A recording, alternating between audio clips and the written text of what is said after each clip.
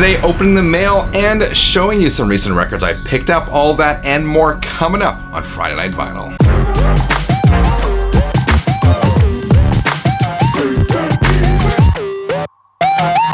Hi, my name is Frank. It's Friday. That means it's time to kick back, relax, and talk music. Happy New Year, dear 33ers. Hope each and every one of you had a great New Year's Eve, and wishing you all the best for the coming year, 2019. The millennium, 2000, just seems like it was a few years ago, and it's coming up to 2020, which is absolutely insane.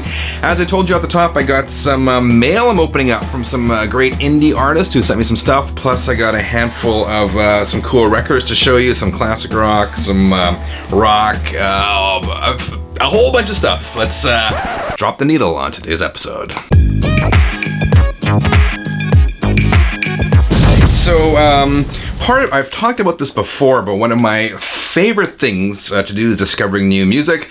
And with this whole YouTube platform, one of the things I try to do is to promote independent artists, because as I said, I love checking out new music. I love supporting and checking out indie artists. I believe that is so important, particularly in this day and age, where many of us complain that there's no good music being made. There's tons of good new music, great new music being made, but you have to seek it out. It's not going to come to you unless you're watching Channel 33 RPM. Then check out my recommendations. This month I got a couple releases from a band from Columbus, Ohio, a 4-piece called Baba Choco.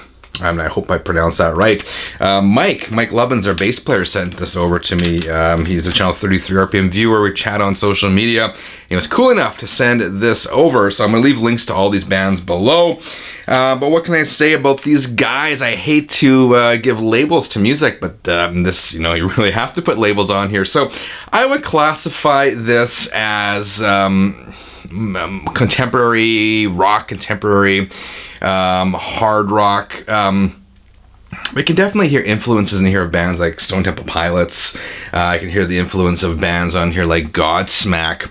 And particularly on this one, I'm hearing a Black Sabbath influence. But, many bands are influenced by Black Sabbath. They really pick up on the whole sludgy and doomy aspect of that. And so many bands miss sort of the influence that some of Sabbath's more upbeat songs would have. And that's definitely what these guys pick up on. I can definitely hear in the bass runs and some of the guitar trills and guitar lines and that sort of stuff. So cool band, again, from Ohio. Mike, thank you for sending this over. I will leave links to Baba Choco, pardon me for that, Baba Choco, in the links below. Indie band number 2 sent this over, and check out the hand-drawn artwork on this package.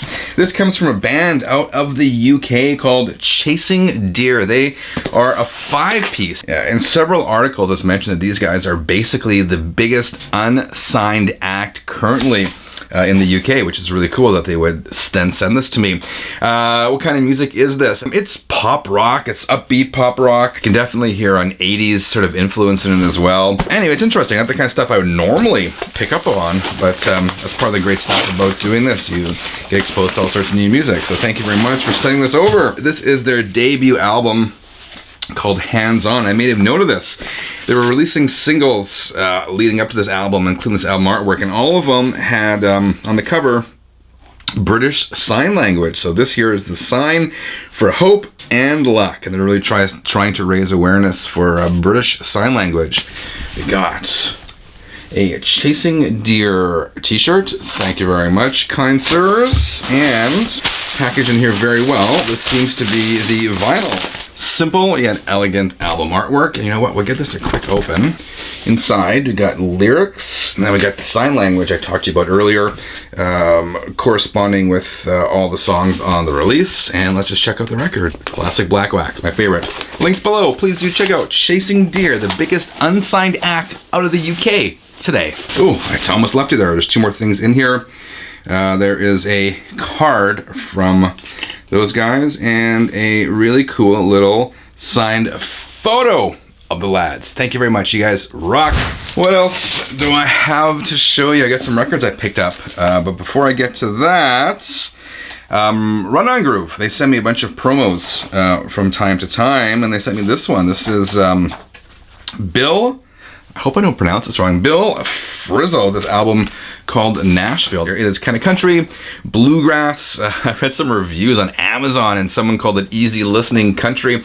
I wouldn't go that far, but it is very mellow. This album is mostly instrumental, and when I played it for my wife, her comment was it's not something she would listen to all the time, but it's kind of the perfect music for a hot summer day when you're chilling outside, kind of lounging, relaxing, drifting off. This would kind of be the soundtrack to that sort of day. So good ambient music.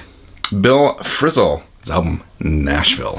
And here's some wax that I have recently purchased. I've been, I occasionally go on Amazon and try to find some of the album deals, and if the price is right and something I'm kind of curious about, I will pick it up.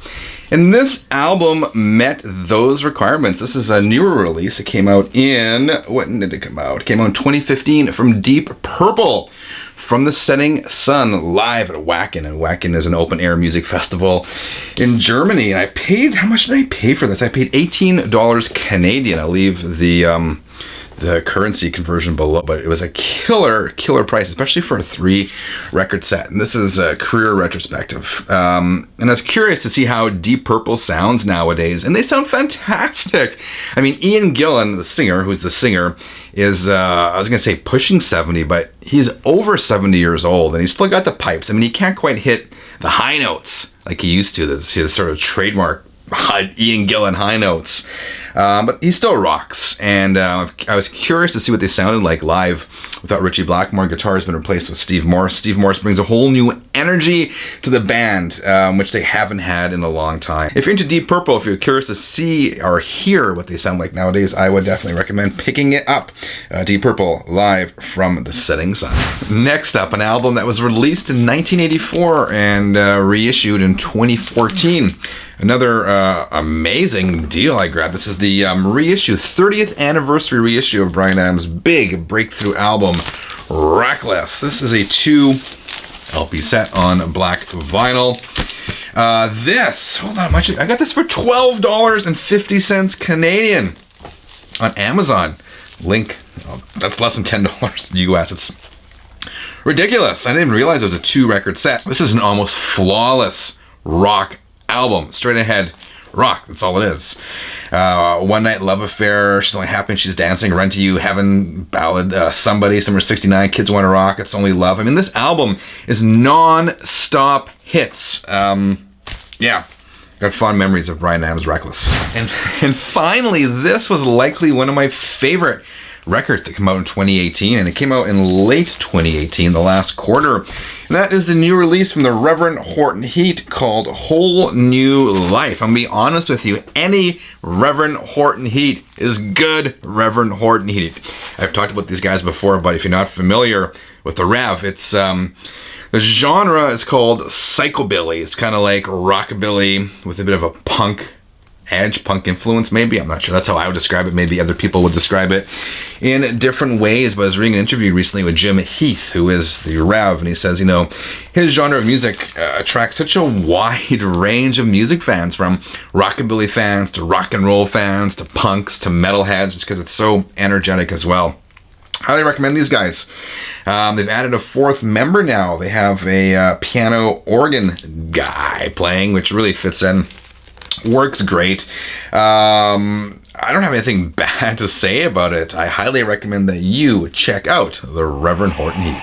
That's today's video. That's today's update. Let me know what you thought of the episode in the comments below. Let me know what albums you've picked up recently. What should other people be checking out? Let's share that sort of information and let the good word out there about bands to check out. Remember, links below this video so you can check out some of the indie acts we've talked about today. Otherwise, I hope each and every one of you has a fantastic weekend. Until next time, keep on spinning.